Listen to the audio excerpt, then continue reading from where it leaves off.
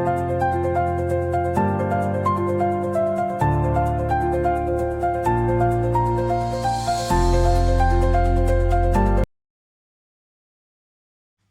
दोस्तों, स्वागत है आपका हमारे YouTube चैनल में।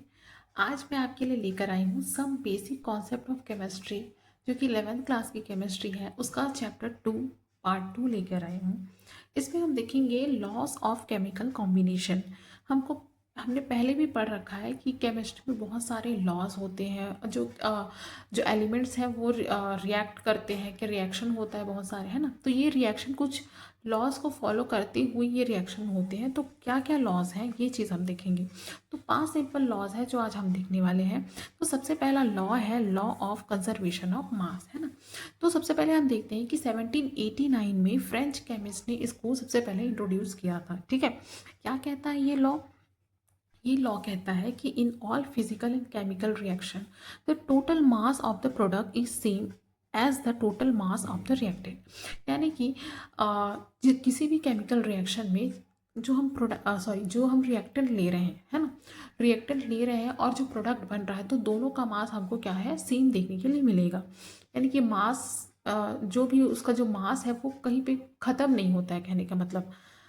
एग्जाम्पल के लिए हम देख सकते हैं कि ए और बी क्या है, कोई रिएक्टेंट है जो प्रोडक्ट बना रहे हैं सी, तो ए और बी का जो मास होगा वही मास हमको सी का देखने के लिए मिलेगा, है ना। एग्जाम्पल के लिए हम बर्निंग कैंडल ले सकते हैं। कैंडल जब जलता है तो वेपर्स भी निकलते हैं, कार्बन डाइऑक्साइड, स्मोक, ये सारी चीज़ें निकलती हैं। तो कैंडल जल रहा है तो हम ये नहीं कह सकते कि कैंडल तो ख़त्म हो गया, है ना, डिस्ट्रॉय हो गया। वो डिस्ट्रॉय नहीं हुआ, वो बस उसका ट्रांसफॉर्म, उसका स्टेट में बहुत सारी चीज़ें उसकी चेंज हुई है, बस वो क्या है, इन्वायरमेंट में जाके मिल गया है। तो कोई भी चीज़ जो भी इन्वायरमेंट में है, हमारे आसपास जो कुछ भी चीज़ है, वो कभी ख़त्म नहीं होती है, वो अपना रूप चेंज करती है ना। तो इसकी कुछ मॉडिफिकेशन बाद में हमको देखने के लिए मिलते हैं। ये मॉडिफिकेशन क्या है हम देख लेते हैं। The mass can not be conserved, mass and energy can be conserve. तो इसमें क्या बोला जा रहा है कि सिर्फ मास ही कंजर्व नहीं होगा, क्या क्या होगा, मास और एनर्जी को प्लस करके जो चीज़ आएगी वो कंजर्व होती है। कहने का मतलब, अगर किसी ऑर्डिनरी रिएक्शन में हम देखते तो रिएक्शन कराते तो कई बार एनर्जी रिलीज भी होती है, एनर्जी एब्जॉर्ब भी होती है ना। तो हमको सिर्फ मास को लेके उसको ये नहीं देखना है कि हाँ ये सेम है, ये सेम नहीं है। तो हमको मास और एनर्जी दोनों को लेके चलना है। जैसे कि कोई न्यूक्लियर रिएक्शन हो रहा है तो उसमें हम देखते हैं कि ज़्यादा अमाउंट में एनर्जी रिलीज हो रही है, तो वो एनर्जी कहाँ से आती होगी, उसकी न्यूक्लियाई जो है अपना मास को, मास का जो कुछ पार्ट को एनर्जी के फॉर्म में चेंज करती होगी, है ना। तो हमको उस एनर्जी को भी क्या करना है, ऐड करना है, और तब जाके हम कहेंगे कि ये चीज़ है जो है मास एंड एनर्जी कंजर्व हो रही है। तो इसका एक नया नाम निकल के आता है जो क्या कह रहा है, law of conservation of mass plus energy, है ना। मास एंड एनर्जी दोनों को दोनों कंजर्व होते हैं। ठीक है, तो पहला ये जो लॉ है आई थिंक आपको क्लियर हो गया होगा। एग्जाम्पल के थ्रू मैंने बताया कि ए भी एक रिएक्टेंट है जो सी प्रोडक्ट बना रहे हैं, और इनका जो मास होगा वही मास सी का होगा। ठीक है, तो ठीक है, हम सेकेंड लॉ की तरफ आगे बढ़ते हैं और देखते हैं कि क्या बोल रहे हैं। तो law of constant and definite proportion. तो सबसे पहले इसको प्राउस नाम के साइंटिस्ट थे, केमिस्ट थे, जिन्होंने 1797 को इसको दिया था। इसमें ये कहा जा रहा है कि in any compound ratio of mass of its element are always constant, है ना। कि कोई भी जैसे कंपाउंड बन रहा है तो उस उनके एलिमेंट के बीच जो रेशियो होगा, है ना, वो हमेशा क्या होगा, ऑलवेज कांस्टेंट, हमेशा कांस्टेंट बने रहेंगे। एग्जांपल के लिए हम लिख सकते हैं H2O को, है ना। H2O के बीच रेशियो है 2 से 16 का, और 1:8 सिंप्लीफाई करेंगे तो 1:8 का रेशियो ये हमेशा बना रहेगा। अगर हम 1 लीटर बना रहे हैं वाटर, 5 ml बना रहे हैं, कितना भी क्वांटिटी में बना लें, इनके बीच ये जो रेशियो है वो नहीं बदलने वाला। ये लॉ ऐसा कह रहा है। ठीक है, कार्बन डाइऑक्साइड के बीच, मतलब कार्बन और ऑक्सीजन जो रिएक्ट करते हैं उनके बीच जो रेशियो है वो 3:8 का होगा हमेशा, है। तो ये इस लॉ के अकॉर्डिंग चीज़ें हैं। अब इसके कुछ लिमिटेशंस भी हमको निकल के आते हैं, जो देखते हैं क्या है इसके लिमिटेशन। क्या बोल रहे हैं, not applicable to the compound form by isotope of an element. ठीक है, बाकी एलिमेंट कुछ एलिमेंट के लिए एप्लीकेबल है, लेकिन आइसोटोप के लिए ये एप्लीकेबल नहीं है। कैसे नहीं है, अब देखिएगा, हम कार्बन 12 भी होता है और कार्बन 14 होता है। आइसोटोप किसको बोलते हैं, आइसोटोप ऐसे एलिमेंट को बोलते हैं जिनका एटॉमिक नंबर तो सेम होगा, है ना, लेकिन एटॉमिक मास अलग होता है। तो कार्बन का एटॉमिक जो नंबर है वो तो 6 ही है, लेकिन मास हमको क्या है, अलग अलग देखने के लिए मिलता है। इस वाले कार्बन का 12 है और इस वाले कार्बन का 14 है। तो कार्बन 12 के साथ अगर कार्बन डाइऑक्साइड बन रहा है, रिएक्शन कर रहा है ऑक्सीजन, तो इनके बीच रेशियो 12:32 निकल के आ रहा है। लेकिन अगर कार्बन 14 के बीच जो रेशियो है वो 14:32। तो कहने का मतलब एक ही कंपाउंड बना रहे हैं और एक ही एलिमेंट भी बना रहे हैं, लेकिन फिर भी रेशियो क्या आ रहा है, सेम नहीं आ रहा है। मतलब ये जो लॉ है उसमें कुछ खामी है, ये इसकी लिमिटेशन है। वहीं अगर हम सेकेंड इसके लिमिटेशन देखते हैं तो वो क्या देखने के लिए मिल रहा है हमको, इसमें ये कहा गया है कि कोई भी एलिमेंट है जो एक रेशियो में मिले हुए हैं तो वो एक ही कंपाउंड बनाएंगे। लेकिन हमको यहाँ पे दो कंपाउंड देखने के लिए मिल रहे हैं, CHO मिलके उसी रेशियो में इथेनॉल भी बना रहे हैं और उसी रेशियो में मिथॉक्सी मीथेन भी बना रहे हैं। ठीक है, तो ये दो लिमिटेशन आपको देखने के लिए मिल जाते हैं। आगे देखते हैं हम, थर्ड लॉ निकल के आता है हमारा लॉ ऑफ मल्टीपल प्रोपोर्शन का, है ना। डाल्टन ने इस लॉ को 1803 में दिया था। ये लॉ क्या बोल रहा है, when two element combine to form two or more then to compound, जब दो एलिमेंट मिलके क्या बना रहे हैं, दो या दो से ज़्यादा कोई कंपाउंड बना रहे हैं, तब क्या होता है, the mass of one of the element which combine with a fix mass. तो इन दोनों में से कोई एक एलिमेंट ऐसा होगा जिसका मास क्या है, फिक्स्ड है ना। ऑफ अदर पेयर, दूसरे के प्रोस्पेक्टस से देखा जाए तो पहले का जो मास है वो फिक्स कर दिया जाता है।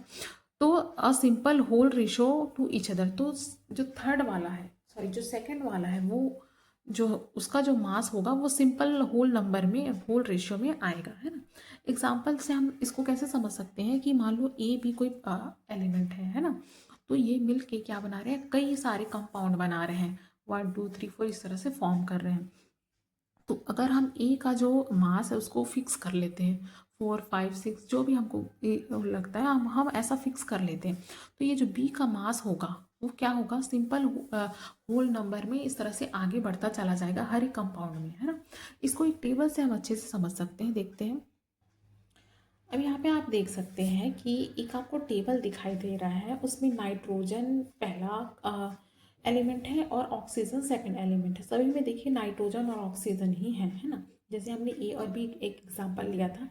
अब यहाँ पे हम देखते हैं क्या क्या बना रहा है, नाइट्रस ऑक्साइड बना रहा है, नाइट्रिक ऑक्साइड बना रहा है, नाइट्रोजन ट्राईऑक्साइड बना रहा है, नाइट्रोजन टेट्राऑक्साइड, नाइट्रोजन पेंटाऑक्साइड, इस तरह से ऑक्साइड्स बना रहे हैं, बहुत सारे कंपाउंड बना रहे हैं, कहने का मतलब। अब इसमें आप क्या कर रहे हैं कि नाइट्रोजन, हर जगह जो नाइट्रोजन है उसका मास को हम क्या कर लेते हैं, फिक्स कर लेते हैं। यहाँ पे इस टेबल में देख पा रहे हैं कि सब जगह हमने क्या कर लिया, नाइट्रोजन को फिक्स कर लिया।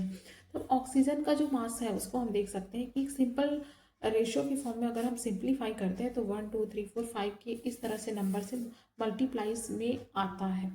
तो वही हमारा जो लॉ है यही कह रहा था कि जब दो एलिमेंट मिलते हैं और एक का हम मास को क्या कर देते हैं, फिक्स कर लेते हैं, रेशियो को फिक्स कर लेते हैं, तो सेकंड का जो रेशियो होता है वो सभी में जो ऊपर से हम नीचे बढ़ते जाते हैं तो सभी कंपाउंड में क्या होते जाता है, एक सिंपल मल्टीप्लाइज में से होल नंबर के फॉर्म में हमको देखने के लिए मिलता है।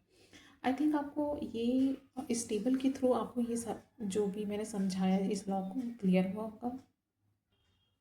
देखिए अब आगे चलते हैं हम फोर्थ नंबर के लॉ में। लॉ है इसका नाम है लॉ ऑफ रेसिप्रोकल प्रपोर्शन, या फिर इसको इक्विवेलेंट प्रपोर्शन के नाम से भी जाना जाता है। इसे रिचर ने 1792 को दिया था। अब ये देखिए ये जो लॉ है वो क्या कह रहा है, when two element combine separately with the same quantity of third element, the proportion in which they do so will be the same as और same simple multiply of the proportion in which they combine which each other, है ना। इतना लंबा चौड़ा जो भी लिखा हुआ है उसका मतलब क्या है, मैं आपको एक्सप्लेन करती हूँ।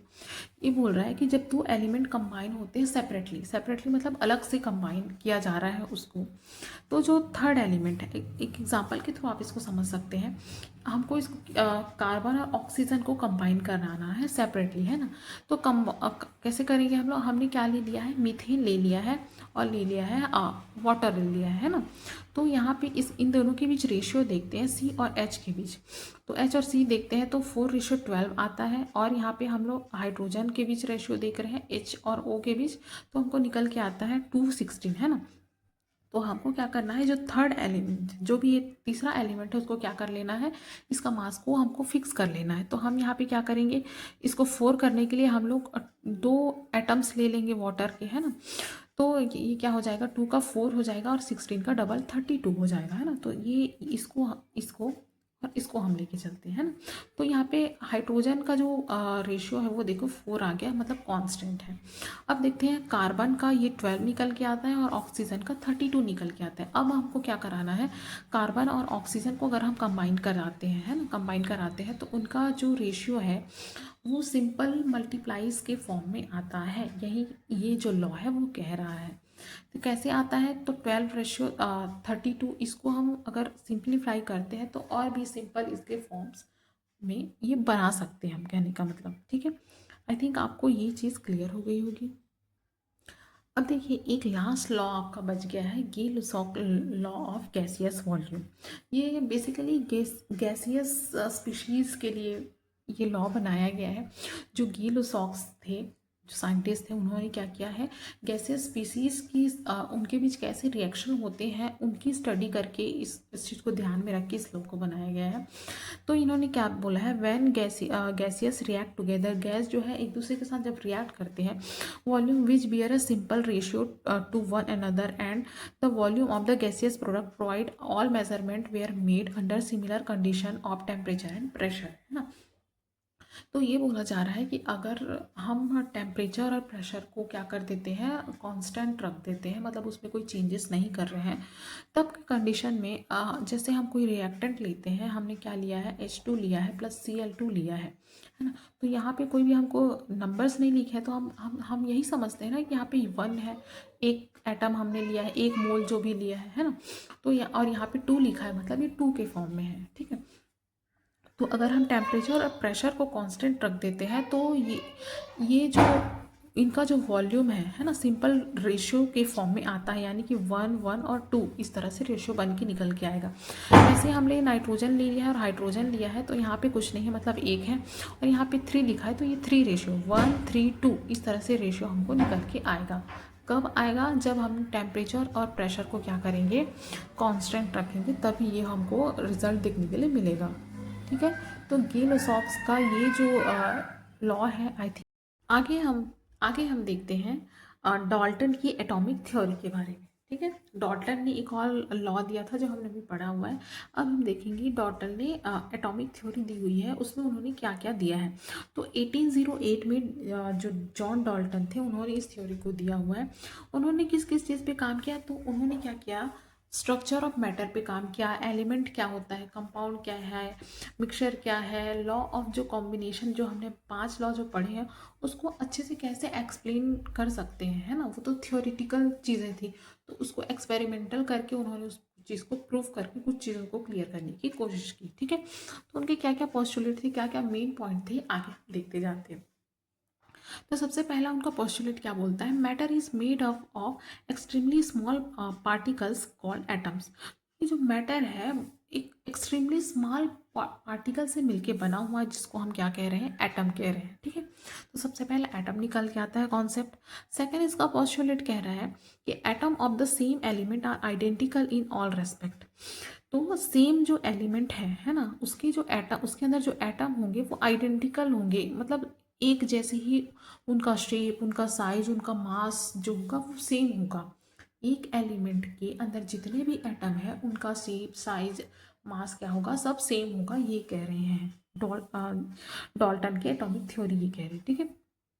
थर्ड नंबर जो इसका पोस्टुलेट है वो क्या कह रहा है, atom of different element differ in all respect and have also different properties.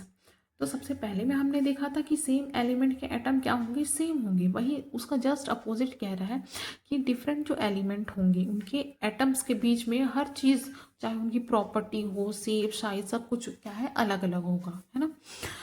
Fourth number कह रहा है कि atom is a smallest part of matter which can take part in chemical reaction.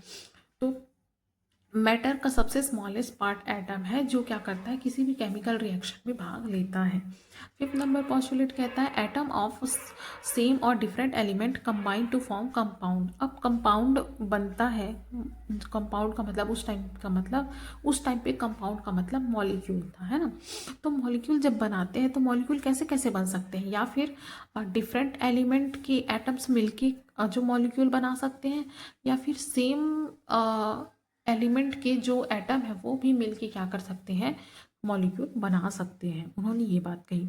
Six number क्या कह रहा है, atom can neither be created not destroyed. मतलब ये सबसे छोटा पार्टिकल है, अब इसको और तोड़ा नहीं जा सकता है ना ही क्रिएट किया जा सकता है, क्रिएट नहीं किया जा सकता और ना ही डिस्ट्रॉय किया जा सकता है।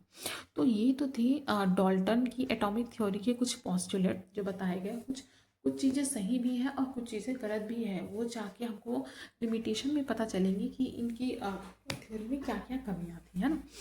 तो फर्स्ट लिमिटेशन हम देख लेते हैं क्या क्या इनकी थी। It could not explain law of chemical combination based on volume, है ना। तो लॉ ऑफ केमिकल कॉम्बिनेशन को इन्होंने तो अच्छे से समझा तो लिया, लेकिन वॉल्यूम के बेस पे ये समझा नहीं पाए। सेकेंड लिमिटेशन क्या बोल रहा है, why atom of different element differ in mass size valency. क्यों अलग अलग होते हैं, है ना। अलग अलग जो एलिमेंट के जो एटम होते हैं वो मास साइज उनकी वैलेंसी अलग होती है, ठीक है, लेकिन क्यों होती है इस चीज़ को वो एक्सप्लेन नहीं कर पाए। वही थर्ड इनका लिमिटेशन है, why atom of some of different element combine to form molecule. जैसे मॉलिक्यूल बनाते हैं, मैंने बताया कि सेम एलिमेंट के एटम्स भी मिलके बना सकते हैं और अलग अलग एलिमेंट के एटम भी मिलके मॉलिक्यूल बना सकते हैं, लेकिन ये क्या, इसका कारण क्या है, क्यों ये होता है, ये उस चीज़ को एक्सप्लेन नहीं कर पाए। Nature of binding force in atom and molecule, मतलब बाइंडिंग फोर्सेस के कॉन्सेप्ट को नहीं समझा पाए एटम और मॉलिक्यूल के बीच, जिसके बेसिस पे सॉलिड लिक्विड गैसेस बनते हैं। हमको पता है कि बाइंडिंग फोर्स स्ट्रांग होता है तो सॉलिड, उससे थोड़ा वीक होता है तो लिक्विड, उससे और ज़्यादा वीक होता है तो गैस बनता है। लेकिन ये सब क्यों होता है, कैसे होता है, इस चीज़ को वो एक्सप्लेन नहीं कर पाए। वही फिफ्थ नंबर का लिमिटेशन कह रहा है कि differentiate between atom and molecule. Atom और मॉलिक्यूल में क्या मेन डिफरेंस है, वो ये चीज़ को अच्छे से समझा नहीं पाए। तो ये थी डाल्टन की एटॉमिक थ्योरी और उसके लिमिटेशन।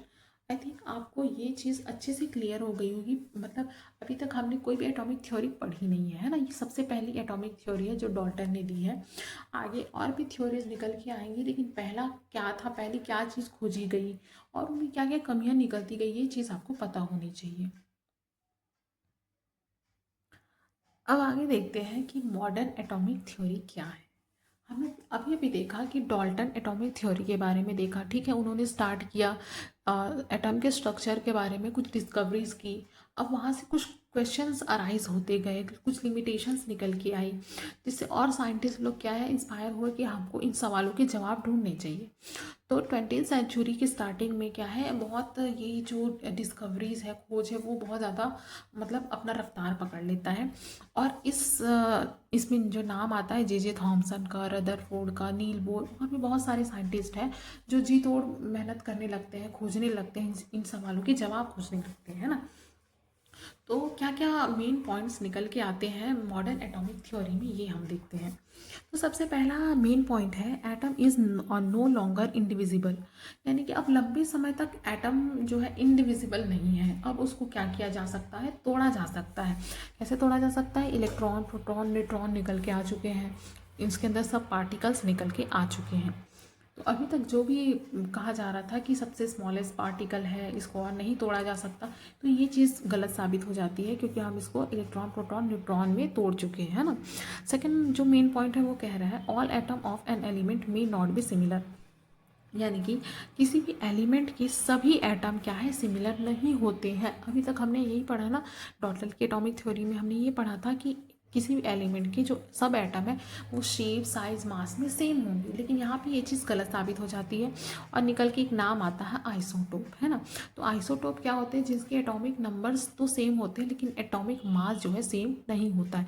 एग्जाम्पल के लिए हमने अभी पिछले अपने कुछ उसमें देखा था, कार्बन 12 और कार्बन 14 है ना। कार्बन का एटॉमिक जो नंबर है वो तो 6 ही है, लेकिन वही कार्बन आइसोटोप के फॉर्म में जब बन जाता है तो कार्बन 12 उसका एक का मास 12 निकल के आता है और एक का मास 14 निकल के आता है। थर्ड नंबर का जो इसका मेन पॉइंट है वो क्या कह रहा है, एटम ऑफ डिफरेंट एलिमेंट में हैव सेम एटॉमिक मास। हमने उसके जो जॉन डाल्टन की एटॉमिक थ्योरी में हमने देखा था कि डिफरेंट एलिमेंट के बीच सारी प्रॉपर्टी अलग होंगी, लेकिन यहाँ पे क्या बोल रहा है, डिफरेंट एलिमेंट के जो एटम है वो सेम एटॉमिक मास रख सकते हैं। एग्जांपल के लिए आइसोबार देख सकते हैं हम, है ना। कैसे हैं आइसोबार में, क्या होता है कि जो क्या बोलते हैं, उनका जो मास है, किसी भी एलिमेंट का मास तो सेम हो सकता है, लेकिन उसका एटॉमिक नंबर अलग अलग हो सकता है ना। फोर्थ नंबर क्या कह रहा है, atoms may not always combine in simple whole ratio. अभी तक हमने देखा कि क्या बोलते हैं, जब कोई कंपाउंड बनता है तो वो एक सिंपल रेशियो का फॉर्म करते हुए वो कंपाउंड बनता है ना। तो यहाँ पे एक एग्जांपल निकल के आ गया सुक्रोज का, C12H22O11। तो यहाँ पे तो कोई सिंपल रेशियो हमको होल रेशियो देखने के लिए नहीं मिल रहा है, तो वो ये जो पॉस्टुलेट था वो क्या है, गलत साबित हो जाता है। वहीं फिफ्थ नंबर में हम देखते हैं एटम इज़ नो लॉन्गर इंडिस्ट्रिबल, यानी कि एटम अब हमेशा मतलब उसको तोड़ा नहीं जा सकता कहने का मतलब, लेकिन अब हम क्या कर सकते हैं, एटम को तोड़ भी सकते हैं। कैसे तोड़ सकते हैं, अल्फा बीटा गामा रेस के थ्रू ट्रांसम्यूटेशन बना के तोड़ा जा सकता है। एग्जांपल के लिए कैसे ट्रांसम्यूटेशन कैसे बनाएंगे, जब हम नाइट्रोजन में अल्फा किरणों की बॉम्बार्डिंग करते हैं, उनकी बौछार करते हैं, तो कुछ टाइम बाद हमको क्या मिल जाता है, ऑक्सीजन, वो ऑक्सीजन बन जाता है, ठीक है, वो ऑक्सीजन एलिमेंट में कन्वर्ट हो जाता है। वैसे ही यूरेनियम जिसका एटॉमिक मास है 235 और जिसका एटॉमिक नंबर है 92, जब हम इसमें न्यूट्रॉन की बॉम्बार्डिंग करते हैं तो थोड़ी ही टाइम पे ये प्लूटोनियम बन जाता है, जिसका एटॉमिक नंबर होता है 94, एटॉमिक मास होता है 239। ठीक है, तो इस तरह से कोई भी एक एटम दूसरे एटम में क्या हो जा रहा है, कन्वर्ट हो जा रहा है। सिक्स नंबर इसका जो मेन पॉइंट है वो क्या कह रहा है, atom is a smallest particle which participate in a chemical reaction. हाँ, बस ये एक चीज़ ऐसी है जो पॉस्टुलेट में चेंज नहीं होती है, जो हमेशा से वही मतलब सही है, वो यही है कि जो एटम है वो अभी भी स्मॉलेस्ट पार्टिकल है जो किसी भी केमिकल रिएक्शन में पार्टिसिपेट करता है। ये पहले भी कहा गया था और अभी भी ये चीज़ कही जा रही है। ठीक है, तो आई थिंक ये मॉडर्न जो एटॉमिक थ्योरी है उसकी जो मेन पॉइंट है आपको समझ में आए होंगे, क्या पहले कहा गया था और क्या क्या चीज़ें अब गलत साबित हो रही हैं और उसके क्या क्या कारण हैं, ये भी मैंने आपको क्लियर कर दिए हैं। तो चलिए आगे बढ़ते हैं हम एक इम्पॉर्टेंट कॉन्सेप्ट की तरफ जो आगे चल के आपको बहुत ज़्यादा यूज़फुल होने वाले हैं। ये है atomic mass and molecular mass का कॉन्सेप्ट, है ना। आपको बहुत सारे इस तरह के कॉन्सेप्ट अभी मैं आपको बताने वाली हूँ जो आपको ऐसा लगेगा बहुत सिमिलर सिमिलर सा है, बुक में भी जैसे पढ़ेंगे आप तो मतलब जनरली वो चीज़ कॉन्सेप्ट जो है कन्फ्यूजन लगता है। तो यहाँ पे मैं आपको थोड़ा अच्छे से एक्सप्लेन करने वाली हूँ, अगर आपको कोई डाउट हो तो आप कमेंट कर सकते हैं, बाकी मैं आपको अच्छे से क्लियर कर देती हूँ। तो सबसे पहले हम देखते हैं रिलेटिव एटॉमिक मास, है ना। तो अब हम देखते हैं कि जो हमारा एटम है हमने शुरू से ही पढ़ रखा है कि ये बहुत छोटा होता है, नेग्लिजिबल होता है, हम अपनी आंखों से तो देख नहीं सकते हैं ना, तो हमको उसको माइक्रोस्कोप, इलेक्ट्रॉनिक माइक्रोस्कोप से देखना पड़ता है। तो अब मतलब देखना क्या पड़ता है, हमने उसको एज्यूम ही कर लिया है, ऐसा भी समझ सकते हैं आप एक तरह से, है ना। अब हमारे पास मास को कोई भी चीज़ मास को हमको मेजरमेंट करना है तो हमारे पास क्या क्या हमारे पास यूनिट है, किलोग्राम है, ग्राम है, मिलीग्राम है, ये सारी यूनिट है ना। तो इसमें हम थोड़ा बड़े पार्टिकल्स को मेजर करते हैं भाई। अब हमको पता है कि एटम इतना छोटा सा है ना, तो उसका जो हमको मास निकालना है तो उसके लिए ये सारी यूनिट तो बहुत बड़ी हो जाएंगी। तो हमने एक सोचा कि हम इसके लिए एक नया यूनिट बनाएंगे, और हमने एक नया यूनिट क्या बनाया, EMU बनाया, जिसका फुल फॉर्म होता है एटॉमिक मास यूनिट, है ना। एटॉमिक मास यूनिट तो हमने बना लिया, अब यहाँ पे जो नाम पढ़ रहे हैं रिलेटिव एटॉमिक मास की, इसका क्या मतलब है। तो अब देखिए, तो हमको पीरियोडिक टेबल में बहुत सारे एलिमेंट देखने के लिए मिल जाते हैं, तो सबका मास को निकालने के लिए सब साइंटिस्ट ने मिलके एक मेथड तैयार किया। उन्होंने एक चीज़ पॉस्टुलेट बनाया, क्या बनाया कि हम किसी भी एक एलिमेंट को क्या है स्टैंडर्ड मान लेते हैं, और उस स्टैंडर्ड एलिमेंट की अपेक्षा कि बाकी जो भी एलिमेंट है वो कितना गुना ज़्यादा हल्का है, कितना गुना ज़्यादा भारी है, इस तरह से हम उसका मास क्या करेंगे, निकालेंगे। उन्होंने ये कॉन्सेप्ट दिया, ठीक है। तो सबसे पहले जो जिस एलिमेंट को स्टैंडर्ड माना गया था वो एलिमेंट था हाइड्रोजन, ठीक है। हाइड्रोजन को सबसे पहले स्टैंडर्ड माना गया था, लेकिन बाद में कुछ प्रॉब्लम्स आई। हाइड्रोजन स्केल को फॉलो करते हुए बहुत सारे एलिमेंट का मास नहीं निकल पा रहा था, तो इसीलिए बाद में फिर हाइड्रोजन को लिया गया, ठीक है। हाइड्रोजन के साथ भी धीरे धीरे कुछ जैसे कि पहले हमको पता है, पहले तो पीरियोडिक टेबल में कुछ ही क्या थे, एलिमेंट थे। फिर एलिमेंट की और डिस्कवरी होती गई तो सबके हमको मास निकालने में दिक्कत हो रही थी। तब जाके क्या है, बहुत सारे जो साइंटिस्ट थे, पूरे वर्ल्ड के साइंटिस्ट की एक मीटिंग होती है। उस मीटिंग मतलब उस जो एक ऑर्गेनाइजेशन को कहा जाता है इंटरनेशनल यूनियन ऑफ केमिस्ट्री, है ना। तो फिर उनकी मीटिंग होती है और वो लोग डिसाइड करते हैं कि हम सब मिलके डिसाइड करते हैं कि हम क्या करेंगे, कार्बन को, जो कार्बन 12 जो आइसोटोप है उसको हम स्टैंडर्ड मानेंगे। और उसी के हिसाब से उन्होंने क्या बनाया, एक फार्मूला बनाया। क्या फार्मूला बनाते हैं, 1 atomic unit AMU is equal to क्या होगा, कार्बन जो 12 है उसका एक एटम का जो मास है उसका 1/12 पार्ट को हम 1 MU मानेंगे, ठीक है। और उसकी वैल्यू क्या होती है, 1.66 इंटू 10⁻⁻27 kg होती है। इस तरह से एक फॉर्मूला निकल के आ जाता है। Relative mass, atomic mass is equal to, आप देख सकते हैं, एवरेज मास ऑफ एटम और 1/12 part into mass of 1 atom of C2। तो ये होता है आपका रिलेटिव एटॉमिक मास। समझ में आया मैंने क्या कहा। इसकी एक यूनिट डिसाइड की गई जिसको हमने AMU एटॉमिक मास यूनिट कह दिया। एक एटॉमिक मास यूनिट, एक atomic mass unit is equal to कितना होता है, कार्बन 12 जो है उसका एक एटम लेंगे और उस एक एटम का जो मास होगा उसका 1/12 पार्ट होगा 1 MU। ओके, इतनी चीज़ें आपको समझनी पड़ेंगी, है ना। केमिस्ट्री में आपको अगर न्यूमेरिकल सॉल्व करने हैं तो ये सारी चीज़ें इसमें आती हैं। आगे चलते हैं हम एक और कॉन्सेप्ट की तरफ। एक नया नाम निकल के आता है एवरेज एटॉमिक मास, है ना। तो एवरेज एटॉमिक मास क्यों निकाला जाता है, कब किस सिचुएशन में निकाला जाता है, तो ये निकाला जाता है आइसोटोप्स के बीच हमको एटॉमिक मास निकालना है। आइसोटोप्स क्या बताया था मैंने, एटॉमिक जिसका नंबर सेम हो और मास अलग अलग हो, तो उस कंडीशन में हमको क्या करना पड़ता है, एवरेज मास निकालना पड़ता है। तो एवरेज मास निकालने के लिए हम क्या करते हैं, सारे आइसोटोप्स को ले लेते हैं। मान लो एग्जांपल के लिए क्लोरीन का आइसोटोप है, मतलब इस एक क्लोरीन का 35 इसका मास होता है और एक क्लोरीन का 37 मास होता है। इन दोनों का रिलेटिव प्रपोर्शन देखें तो 3:1 होता है ना।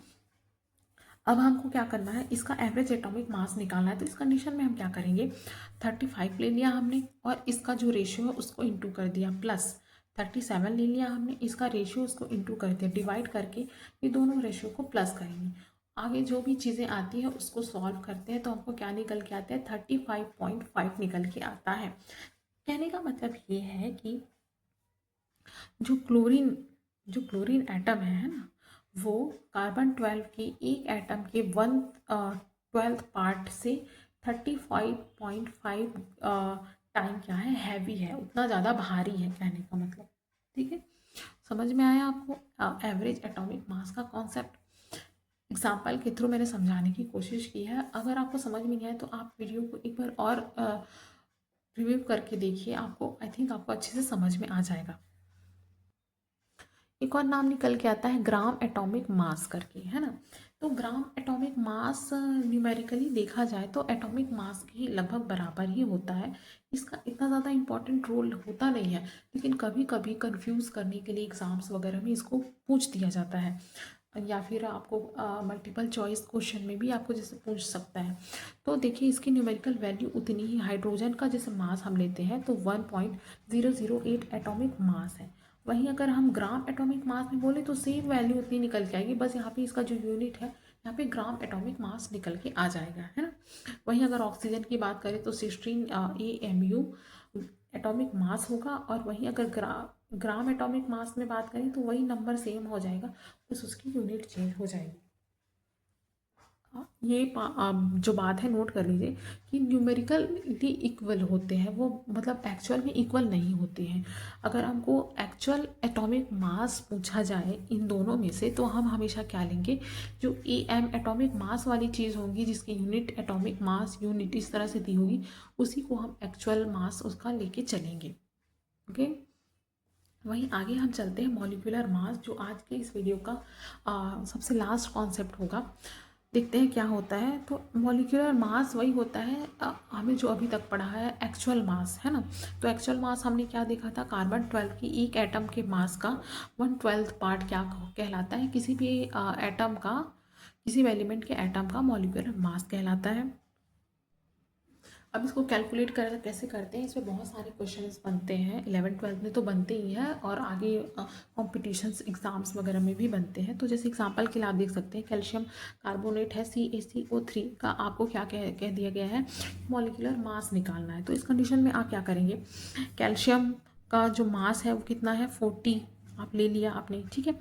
और कार्बन का जो मास है कितना है, 12, वो भी आपने प्लस कर लिया। प्लस अब यहाँ पे देख सकते हैं ऑक्सीजन क्या है, इसके 3 एटम्स यूज हो रहे हैं यहाँ पे, है ना। तो जो 3 नंबर है उसको हम सामने में रखेंगे और इनटू करेंगे किसका, ऑक्सीजन का जो हमारा मास है, ऑक्सीजन का मास होता है 16, तो उसके साथ इनटू हमने कर दिया। हमने टोटल इसको सॉल्व किया तो हमको क्या निकल के आ गया, 100 निकल के आया। ये जो है म्यू में इसका आंसर आता है। तो कैल्शियम कार्बोनेट का जो मॉलिक्यूलर मास कितना होता है, 100 में होता है। तो देखिए, अब हमने थ्योरेटिकल पार्ट कुछ कवर कर लिया है, इम्पॉर्टेंट चीज़ों को भी कवर कर लिया है। थोड़ा थोड़ा सा न्यूमेरिकल्स भी हम इसका देखते हुए चलेंगे। तो पहला आपका जो न्यूमेरिकल है आपको देखने के लिए मिल रहा है, आपको क्या करना है, mass of 2.5 gram atom of magnesium निकालना है ना। मैग्नीशियम के 2.5 ग्राम का मास आपको निकालना है। तो इसके लिए आप क्या करेंगे, तो जब भी हमको कोई भी चीज़ इतना ग्राम का निकालो ऐसा दिया जाता है, तो सबसे पहले हम कोई भी छोटे यूनिट का पहले निकालते हैं, हम 1 ग्राम का पहले निकालेंगे, है ना। तो क्या होता है, mass of 1 gram of magnesium, 1 ग्राम कहने का मतलब उसकी एक एटम की बात हुई, है ना।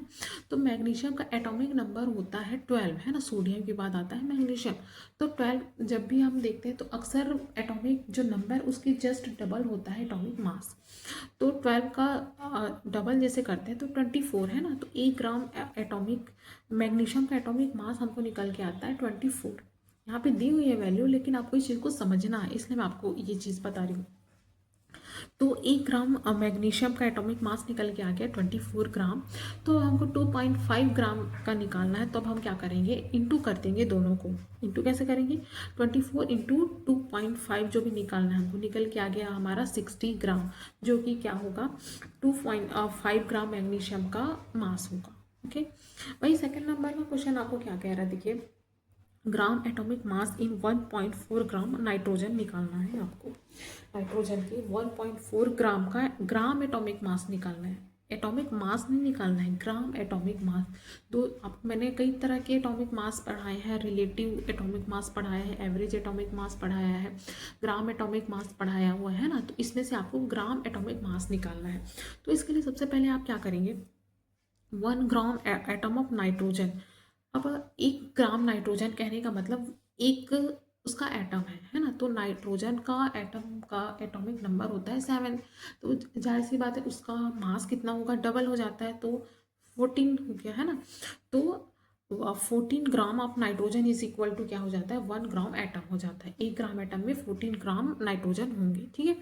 तो अगर हमको क्या निकालना है, इसी की वैल्यू को हम नीचे लेके चलते हैं। 14 ग्राम ऑफ नाइट्रोजन जब निकाल के चलते हैं तो सबसे जो छोटी यूनिट है वो ऊपर में, और जिससे हमको कंपैरिजन करना है 14 ग्राम निकालना है, तो क्या करना है, आपको नीचे में 14 रख देना है, इंटू करेंगे। उसके बाद हम ये 1/4 जो हमको क्वेश्चन में पूछा गया है उसको हम यहाँ पे रखेंगे, सॉल्व करेंगे तो हमको क्या निकल के आ जाएगा, 0.1 ग्राम एटम।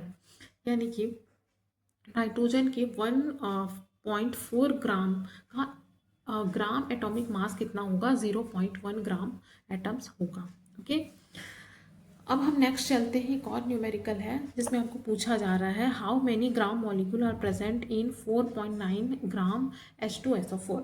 सेम वैसे ही क्वेश्चन है, यहाँ भी आपको क्या करना है, ग्राम मॉलिक्यूल्स निकालने हैं।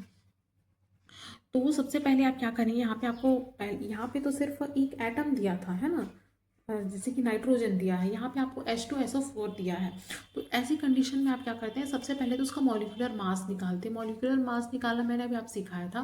क्या करते हैं आप, जो भी आपको एलिमेंट मिला है सबको आप क्या करते जाते हैं, प्लस करते जाते हैं। और प्लस अगर उनका एटम्स 2 3 4 के उसमें है तो आप उसको इंटू भी करेंगे। तो आप इसका फॉर्मूला क्या होगा, जैसे कि H2SO4 का आपको निकालना है तो आप क्या करेंगे, जो H है वो 2 है ना, 2 हाइड्रोजन है तो 2 यहाँ पे रखेंगे। और हाइड्रोजन का एटॉमिक मास क्या होता है, 1 होता है, तो इंटू आपने कर लिया। प्लस यहाँ पे सल्फर दिया, सल्फर का एटॉमिक नंबर होता है 16 और उसका मास होता है 32, इसको प्लस कर लिया आपने। फिर प्लस है, और आपको ऑक्सीजन कितना देखने के लिए मिल रहा है 4, और इसका एटॉमिक मास निकल के आता है 16। तो आपने सब कैलकुलेट किया तो आपको निकल के आ जाएगा 98 म्यू।